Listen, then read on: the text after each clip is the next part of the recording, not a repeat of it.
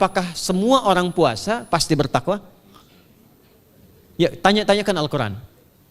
Apa jawaban Allah di Al-Quran? Dijawab langsung di ayat Siyam. Al-Baqarah ayat 183.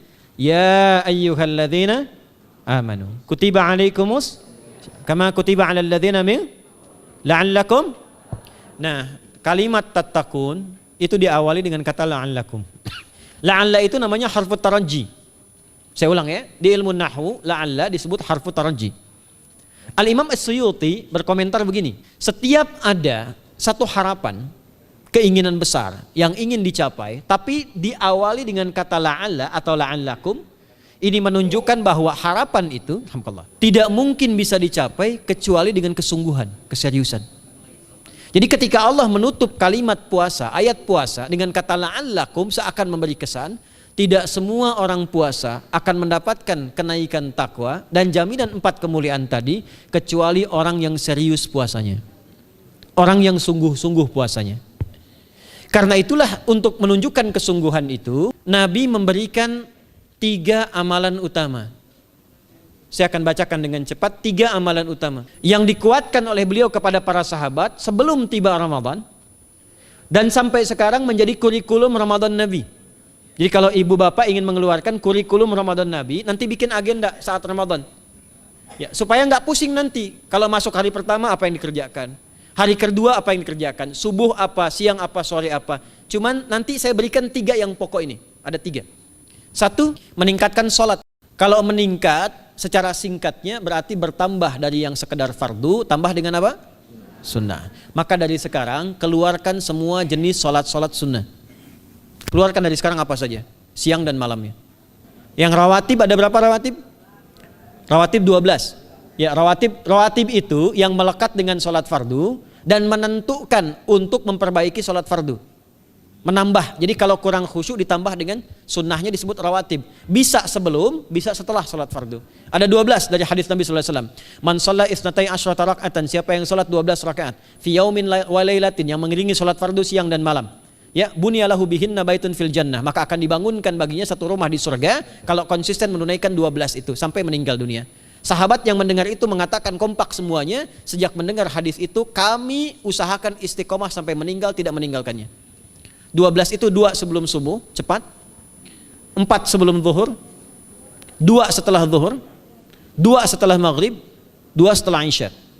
2 rakaat sebelum subuh, 4 rakaat sebelum zuhur. Kalau nggak bisa 4 rakaat karena terbatas waktunya, boleh 2 rakaat khusus untuk sebelum zuhur. Kalau nggak bisa 4, boleh berapa? 2. Dalilnya hadis Ibnu Umar radhiyallahu taala anhuma. Kata beliau, hafidtu asyra rakaatin, saya hafal 10 rakaat dari Nabi sallallahu alaihi wasallam salat sunnah. Maka menyebutkan sebelum zuhur 2 rakaat. Baik, jadi 12 ya, 2 sebelum subuh, 4 sebelum zuhur, 2 setelah zuhur, 2 setelah maghrib, 2 setelah isya. Ini yang disebut dengan rawatib. Jamak dari kata ratib. Di luar ini mutlak. Mutlak ini ada yang berdampingan dengan salat fardu, ada yang terpisah. Contoh yang berdampingan, 4 rakaat sebelum asar. 4 rakaat ini bukan disebut rawatib, tapi salat mutlak. Cuma waktunya berdampingan dengan salat fardu. Jadi dia nggak memengaruhi salat fardu, cuma punya keutamaan sendiri. Apa keutamaannya? Hadis Ibnu Umar radhiyallahu taala anhuma, ketika beliau menyampaikan qala Nabi sallallahu alaihi wasallam rahimallahu ra'an shalla qabla al-asri arba'an. Allah akan menambahkan rahmat pada orang yang terbiasa salat 4 rakaat sunnah sebelum salat asar. Jelas ya? Baik. Kemudian apalagi setelah itu? Salat di antara 2 adzan dan 2 adzan ini, adzan dan iqamah. Ya, di antara adzan dan iqamah. Tahiyatul masjid. Apalagi misalnya salat duha. Duha dibagi 3. Awal duha itu kurang lebih 1,5 jam setelah salat subuh. Subuh sekarang misal 4:30, maka jam 6 muncul awal duha. Namanya syuruk. Saya ulang, salat apa namanya? Syuruk itu salat awal duha. Jumlah rakaatnya 2 rakaat. Man shalal ghadata fil jama'ati thumma yaqudu yadhkurullah subhanahu wa ta'ala fa yusalli rak'ataini fa kana alaihi ka ajri umratin wa hajjin, ya ka ajri ummatin wa hajjin tamatan. Siapa yang salat subuh 2 rakaat dengan berjamaah, ya, dan umumnya kalau berjamaah bisa ke masjid di masjid. Kalau tak mampu ke masjid, tunaikan di rumahnya. Setelah itu tidak beranjak dulu, dia duduk untuk berzikir kepada Allah. Zikir itu bisa baca Quran, Quran surah 15 ayat 9 itu Quran disebut dengan zikir. Quran surah 54 ayat 17, 22, 32, 40 itu Quran disebut dengan zikir. Bisa baca Quran, bisa berdoa. Doa disebut dengan zikir. Quran surah ke-7 ayat 205. Ya. Bisa dengan apa lagi? Bertafakur, ya, mengaji, ta'lim, itu disebut dengan zikir. Ali Imran ayat 190 191. Alladzina yadhkuruna Allaha qiyaman wa qu'udan wa 'ala junubihim wa yatafakkaruna fi khalqis samawati wal ard. Ya, disebut dengan zikir. Bisa bertasbih. Zikir pagi petang, kalimat-kalimat thayyibah ada itu di Quran surah keempat ayat 103. Jadi habis salat subuh zikir dulu. Doa dulu, zikir dulu, belajar dulu, tafsir dulu. Setelah itu muncul syuruk. Perjalanannya disebut isyraq, melewati masyrik, 1 tombak bayangan, dia salat 2 rakaat, itu pahala salatnya senilai haji dan umrah. Sempurna. Bukan sudah haji, bukan. Mau kemana? Ibu mau haji dulu? Tidak. Ya, hajinya nanti bulan Dzulhijjah. Tapi senilai haji dan umrah itu 2 rakaat. Awal duha disebut apa? Syuruk. Pertengahan duha sekitar jam 9 jam 10. Jumlahnya 2 sampai 4 rakaat. Ya, 2 sampai 4 rakaat. Apa fungsinya? 1, mengganti seluruh zikir yang ada dalam tubuh kita. Mata berzikir, telinga berzikir, lisan berzikir, bisa diganti dengan 2 rakaat duha. Itu waktunya pertengahan duha.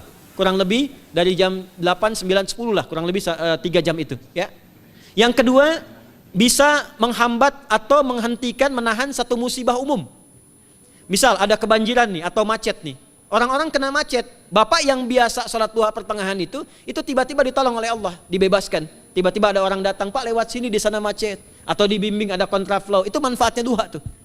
Yang pertengahan. Yang terakhir adalah akhir duha. Sekitar jam 10 sampai jam 11 menjelang ke zuhur.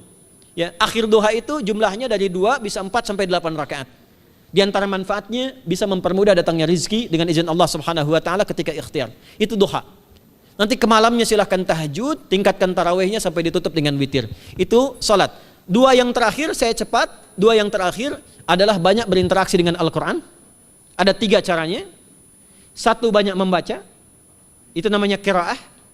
Silahkan Bapak Ibu siapkan dari sekarang. Targetnya khatam misalnya 1 kali. Berapa juz? 30 juz. Kalau mau gampang bagi 30. Berarti 1 hari berapa? 1 juz. Paling gampang lagi supaya nggak capek ngajinya. Supaya nggak capek. Bagi 1 juz 5 waktu sholat. Contoh. Juz pertama itu Al-Baqarah plus Al-Fatihah. Al-Fatihah saya nggak hitung lah karena sudah hafal ya. Al-Baqarah itu 141 ayat. Juz pertama. Bagi 5, 28. Jadi setiap ketemu waktu sholat, bagi 2 lagi. 28 bagi 2 berapa? 14. Sebelum sholat baca 14 ayat, setelah sholat baca 14 ayat. Itu 14 ayat tuh paling-paling nggak nyampe 5 menit Bu Pak. Kalau investasi 10 menit setiap waktu sholat, bagi 2 kita baca 14 ayat, itu insya Allah selesai Ramadan khatam Quran. Itu udah rumus. Ya, tidak cukup dengan amin, siapkan dari sekarang. Siapkan. Ya. Kemudian mengkaji, kajian, tilawah. Itu tilawah itu di hadis Muslim pahalanya banyak. Ya, majtama'a qaumun fi baitin min buyutillahi. Ya, kita ngajinya Quran hadis ya, biar ya, lebih kuat dalilnya. Majtama'a qaumun fi baitin min buyutillahi yatluna kitaballahi wa yatadarasuna fima bainahum.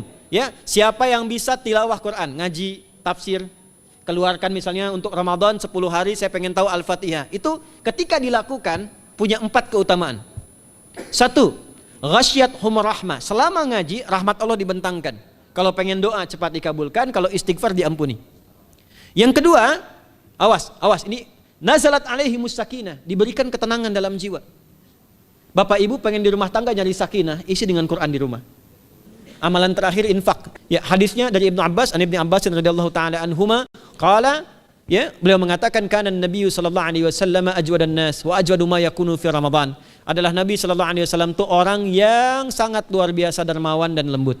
Dan bertambah dermawan lagi ketika tiba Ramadan.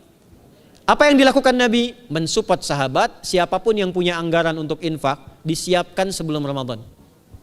Jangan berpikir banyak Bu. Yang penting ada anggaran, 30.000 nggak ada masalah. Setiap hari 1.000, tidak harus uang, makanan. Pernah dengar hadis ini nggak? Siapa yang memfasilitasi bukaan orang puasa, walaupun dengan sebiji kurma dan sehirup air, maka dia mendapatkan pahala seperti orang puasa itu tanpa dikurangi sedikit pun. Ada? Hadisnya sahih di At-Tirmidzi. Tapi bukan berarti nyari kurma ke Tanah Abang setiap hari 1. Terus minumnya 1 sedotan aja ganti-ganti. Ya, maksudnya apa? Yang paling minimal kita bisa keluarkan. Itu pahalanya 700 kali lipat dikali 10. paling standar. 700 kali itu standar biasa di hari ini. Dalilnya Al-Baqarah ayat 261 yang dibacakan Adinda tadi kita itu. Ramadan kali 10 lagi. Maka dari itu disiapkan dari sekarang untuk infak. Kalau kami di desa itu, ibu saya selalu kalau Ramadan itu RT-nya setiap rumah. Ini untuk bukaan hari ini rumah A, rumah B, rumah C. Bukaan besok rumah A, rumah B, rumah C. Boleh tuh di PWM Pak dipraktikkan. Ya, misalnya anggota perserikatan siapa dikasih kesempatan. Mungkin nanti yang lain kurmanya, yang ini misalnya jeruknya, yang ini ininya. Setiap ada bukaan ya kirim ke yatimnya, ya kemudian ke pondok-pondok asuhan Muhammadiyah yang tadi disebutkan sekian ribu itu, cari pahala. Ya, saya kira itu yang bisa saya sampaikan. Sampai dengan batas waktu yang diberikan, semoga bermanfaat dan semoga Allah Subhanahu wa taala memberikan kemuliaan kepada kita semua, kesehatan, dan yang terakhir saya ingin sampaikan doa penting. Tolong hafalkan doa ini. Dan ini doa yang diajarkan Nabi menjelang Ramadan. Supaya mendapatkan kesehatan, kekuatan, keselamatan untuk beribadah saat Ramadan. Hadisnya di At-Tirmidzi nomor hadis 3254. Qala, langsung saja qala Nabi sallallahu alaihi wasallam. Allahumma